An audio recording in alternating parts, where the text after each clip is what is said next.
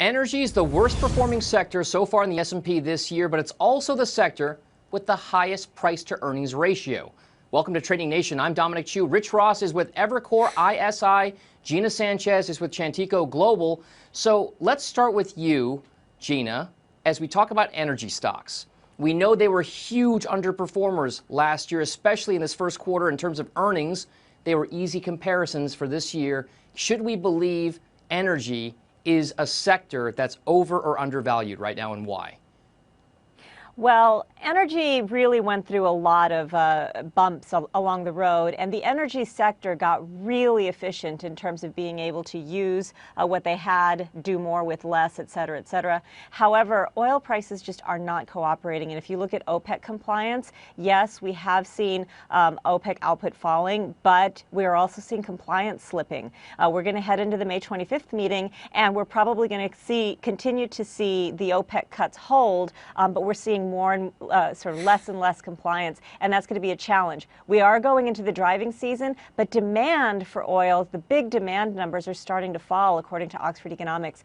So I do think it's going to be a challenging road for oil, and we seem to just continue to be on a roller coaster that bottoms at 40 and tops out at 55, and we can't seem to get off of this roller coaster ride. So I think that the energy sector is going to be really affected by that. So I think it's hard to buy energy right now, even if it is the worst performer. And of course, we have rig counts going up every single week, it seems like, for a pretty long streak at this point now. So the U.S. supply issue also coming to bear there. Rich Ross, I wonder what the charts show. We just showed a chart of one of the ETFs that tracks oil stocks as well as energy prices in terms of WTI crude. What else are you looking for, or what patterns are you seeing with regard to what we can tell about the energy trade going forward?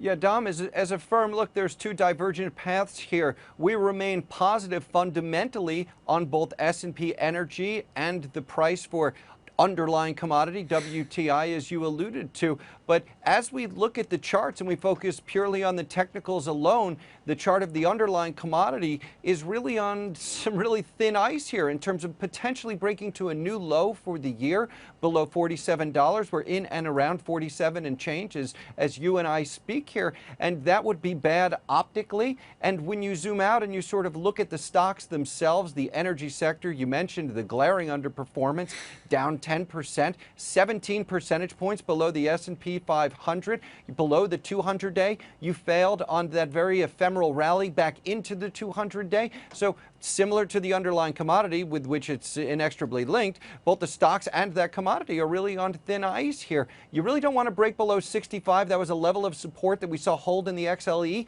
for all of last year.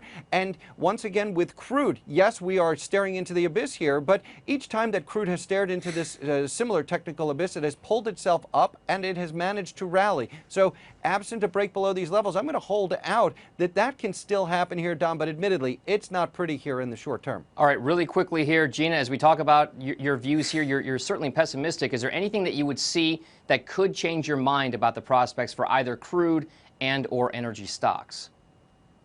Well, the very negative version of what could happen that could be a positive would be some geopolitical tension. Geopolitical tension tends to buoy the price of oil. In fact, it will cause oil price spikes. That's certainly nothing that anybody's hoping for, but it would be something that would come that we are really kind of calculating in the numbers. All right, Gina Sanchez, thank you so much for joining us. Rich Ross as well over at Evercore ISI on the energy and oil trades. And thanks for watching Trading Nation. If you've missed anything, go to tradingnation.cnbc.com. We'll catch you next time around.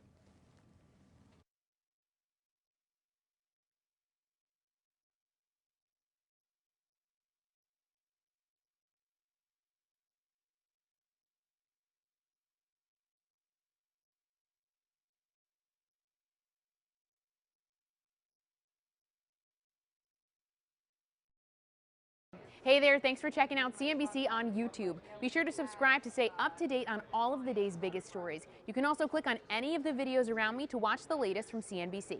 Thanks for watching.